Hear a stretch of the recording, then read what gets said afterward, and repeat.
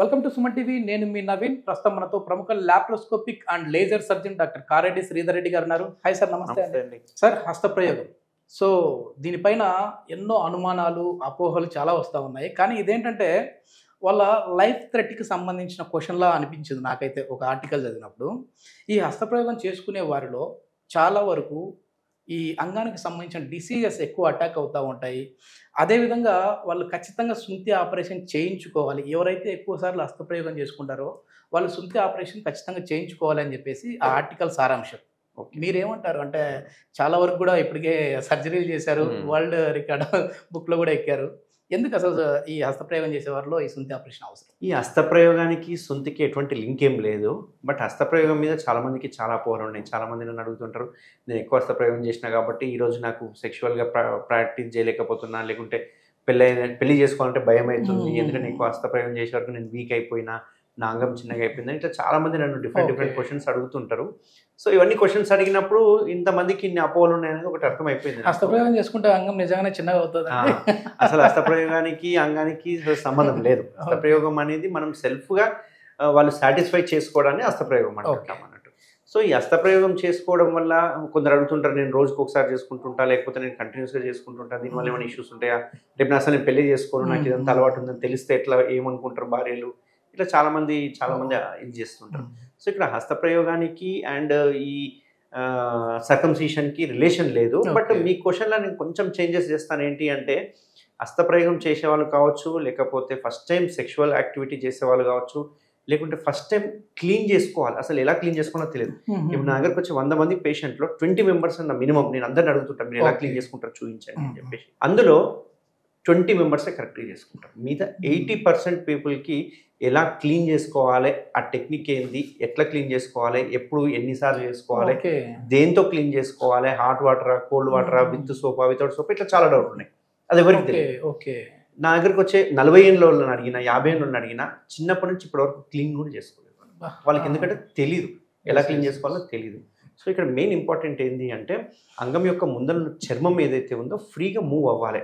మనకి అట్లా ఫ్రీగా మూవ్ అయితే మనం క్లీన్ చేసుకోవడానికి ఇబ్బంది అనేది ఉండదు అన్నట్టు. క్లీన్ కి సంబంధించి ఎట్లా అనేది మన ఆడియన్స్ కి ఒకసారి ఇప్పుడు మనకు మామూలుగా అంగం ఇలా ఉంటుంది కదా, ఈ అంగం ముందర చర్మం ఈ రకంగా ఉంటుంది. సో ఇది ఫ్రీగా మూవ్ అయితేనే మనం క్లీన్ చేసుకోవడానికి వస్తుంది, ఫస్ట్ లాజిక్ పాయింట్.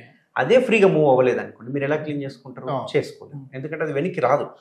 ఒకవేళ వెనక్కి ట్రై చేయడానికి ప్రయత్నం చేసినాం అనుకోండి, పెయిన్ వస్తుంది. పెయిన్ వచ్చే వరకు వాళ్ళు ఆపేస్తారు. అది వెనక్కి అంటే ఏమైనా అవుతుందేమో, కట్ అవుతుందేమో, బ్లీడ్ అవుతుందేమో, అసలు వెనక్కి అనకూడదేమో అనేది చాలా మందికి డౌట్. సో ఇక్కడ మనకు స్కిన్ ఫ్రీగా మూవ్ అయితే చేసుకోవడానికి వస్తుంది. కొందరు ఏం చేస్తారంటే ఈ స్కిన్ని తెలిసో తెలియకనో బలంతంగా వెనక్కి లాగుతారు, కొంచెం ఫోర్స్ఫుల్గా లాగుతారు. అట్లా ఫోర్స్ఫుల్గా లాగే వరకు ఏమవుతుందంటే ఈ చర్మం వెనక్కి అయితే బాగానే వస్తుంది, ఇక్కడ వరకు వస్తుంది. వచ్చిన తర్వాత ఇదంతా క్లీన్ చేసుకుంటారు. ఎందుకంటే ఇక్కడ అంతా స్మెగ్మా ఫామ్ అయి ఉంటుంది. మనకి స్మెగ్మా అనేది నథింగ్ బట్ చెమట లాగానే అక్కడ కూడా sweat glands, modified sweat glands అంటాము. అక్కడ ఒక తెల్ల జిగురు లాంటిది వస్తుంటుంది. ఆ జిగురిని మనం డైలీ క్లీన్ చేసుకోవాలి. అట్లా క్లీన్ చేసుకుంటేనే మనకి హెల్తీగా ఉంటుంది అన్నట్టు, మంచి ఇన్ఫెక్షన్స్ రాకుండా హెల్తీగా ఉంటుంది. సో అది మెథడ్. సో ఏం చేయాలి, చర్మం వెనక్కి కనుక్కొని ఆ ఏరియాని మంచి సోప్ వాటర్ తోటి, హాట్ వాటర్ అని కానీ చల్లనీళ్ళని కానీ మంచి సోప్ వాటర్తో డైలీ క్లీన్ చేసుకోవాలి. డైలీ ఇంకా కరెక్ట్గా చెప్పాలంటే ప్రతిసారి యూరినేషన్, మూత్రానికి వెళ్ళిన తర్వాత ప్రతిసారి వెనక్కి కనుక్కొని క్లీన్ చేసుకోవాలి. ఓకే, అది టెక్నిక్. ప్రతిసారి ఎన్నిసార్లు పోతే అన్నిసార్లు, ఎన్నిసార్లు పోతే ఎన్నిసార్లు చేసుకోవాలి, రోజుకి ఒకసారి చేసుకుంటే సరిపోదంటే సరిపోదు. ఎందుకు అంటే మనం మూత్రం పోసినప్పుడు చర్మం ఉంటే కనుక ఈ మూత్రం అనేది కొంచెం ఇందులో బ్యాక్ వెళ్తుంది. బ్యాక్ వెళ్ళడం వల్ల ఆ ఏరియా అంతా తేమగా అయిపోయి చిన్న చిన్న గుళ్ళలు ఫామ్ అవ్వడం ఇట్లాంటివి అవుతుంటాయి. సో ఖచ్చితంగా మనం క్లీన్ చేసుకోవాలి. సో డైలీ ఎన్నిసార్లు పోతే అన్నిసార్లు క్లీన్ చేసుకోవాలి. కొందరు ఏం చేస్తారంటే తెలియక టెక్నిక్ లేకుండా వెనక్కి బలవంతంగా లాగుతారు క్లీన్ చేసుకోవాలి. ఇప్పుడు నేను చెప్పినా అని చెప్పేసి రేపు చాలా మంది క్లీన్ చేయడానికి వెళ్తుంటారు, క్లీన్ చేసుకోవాలి ఇట్లా సార్ చెప్పిండు అని చెప్పి. వెనక్కి అనగానే మళ్ళీ చర్మాన్ని ముందరికి అనాలి. ఒకవేళ చర్మాన్ని ముందరికి అనకుండా అలాగే పెట్టేసినాము, లేకపోతే సెక్షువల్ ఇంటర్ కోర్స్ అయిన తర్వాత, అంటే నేను చెప్పేది హస్తప్రయోగం ఇప్పుడు కావచ్చు, లేకపోతే సెక్షువల్ ఇంటర్ కోర్స్ అన్నప్పుడు అంగం పెద్దగా అయిన తర్వాత మీరు చర్మాన్ని కనుక బలవంతంగా వెనక్కి లాగి ఇక్కడే వదిలేసేస్తే ఆ చర్మం మళ్ళీ ముందుకు గనక వితిన్ 5 to 10 minutes చేసుకోకపోతే గనక ఈ చర్మం ఇక్కడే స్ట్రక్ అయిపోతుంది. స్ట్రక్ అయిపోయి ఇదంతా వాపు వచ్చేసేస్తుంది, ఇదంతా నీళ్లు చేరిపోతుంది. ఎందుకంటే రిటర్న్ సప్లై వెళ్ళాలి కదా. సో లింఫ్ కానీ బ్లడ్ సప్లై కానీ రిటర్న్ వెళ్ళిపోక మొత్తం వాపు వచ్చేసేస్తుంది. సేమ్ మన బెలూన్ ఉబ్బినట్టు ఉబ్బిపోతుంది మొత్తం. అంత బెలూన్ ఉబ్బిన తర్వాత ఈ చర్మం ముందరికి రాదు. దీన్నే మనము పారాఫైమోసిస్ అంటాం. Okay okay. సో ఫైమోసిస్ అంటేనేమో చర్మం వెనక్కి రాదు, పారాఫైమోసిస్ అంటేనేమో వెనక్కి వచ్చిన చర్మం ముందరికి రాదు. సో దీన్ని పారాఫైమోసిస్ అంటే ఇది వెరీ ఎమర్జెన్సీ కండిషన్. మనం కనుక దీన్ని అడ్రస్ చేయకుండా రోజులు కనుక గడిపేసినాము అంటే ఈ చర్మం ఇక్కడే గట్టిగా అయిపోయి ఇదంతా కూలిపోవడం స్టార్ట్ అయింది. అప్పుడు అసలుకి మోసం వస్తుంది, అంగంకి ఇన్ఫెక్షన్ అవ్వడం, ఇవన్నీ ప్రాబ్లమ్స్ స్టార్ట్ అవుతాయి. సో ఈ పారాఫైమోసిస్ ఎవరిలో వస్తుంది అంటే ల్యాక్ ఆఫ్ నాలెడ్జ్. ఇది ఒకవేళ వాళ్ళకు చర్మం టైట్గా ఉండి బలవంతంగా అంగం పెద్దగా అయిన తర్వాత అంటే స్తంభించిన తర్వాత వెనక్కి లాగినా కానీ ఫస్ట్ టైం ఇంటర్ కోర్స్ చేసే వాళ్ళకి ఈ చర్మం వెనక్కి పోవాలనే ఐడియా ఉండదు. అట్లాంటి వాళ్ళు సడన్గా ఇంటర్ కోర్స్ చేశారనుకోండి, ఇంటర్ కోర్స్ చేసేటప్పుడు చర్మం వెనక్కి వచ్చేసేస్తుంది, ఆ తర్వాత వాళ్ళు అలాగే వదిలేసి. అండ్ మూడోసారి మనము ఎప్పుడన్నా ఫోలిస్ ట్యూబ్ అనేస్తుంటాం, మూత్రం పైప్ అనేస్తుంటాం. చాలా మంది మూత్రం పైప్ వేసేటప్పుడు వెనక్కి అనేసి మూత్రం పైప్ వేసేసి మళ్ళీ ముందరికి అన్నారు. అట్లాంటి సిచ్యువేషన్లలో చూస్తూ ఉంటాం అన్నట్టు. సో దీన్ని పారాఫైమోసిస్ అంటాం.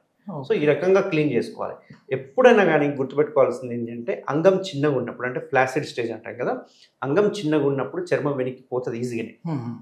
సో మంచిగా క్లీన్ చేసుకుంటుంది. ఎప్పుడైతే అంగం పెద్దగా అయిందో అప్పుడు కూడా అంతే ఫ్రీగా వెనక్కి వెళ్ళాలి. అంత ఫ్రీగా వెళ్ళలేదు అంటే దాన్ని ఫైమోసిస్ అంటాం, దాన్ని అడ్రస్ చేయాలి. ఒకవేళ ఇప్పుడు అంటే మీరు చెప్పిన దాని ప్రకారం ఈ ఫైమోసిస్ వచ్చింది అని అంటే మళ్ళీ సర్జరీకి వెళ్ళాల్సిన అవసరం ఉంటుంది వాళ్ళకి, తర్వాత ఏమైనా శృంగారంలో సమస్యలు వస్తూ ఉంటాయి. ఈ పారాఫైమోసిస్ వచ్చిన తర్వాత వాళ్ళకి ఖచ్చితంగా సర్జరీ చేయించుకోవాల్సింది, వేరే ఆప్షన్ లేదు.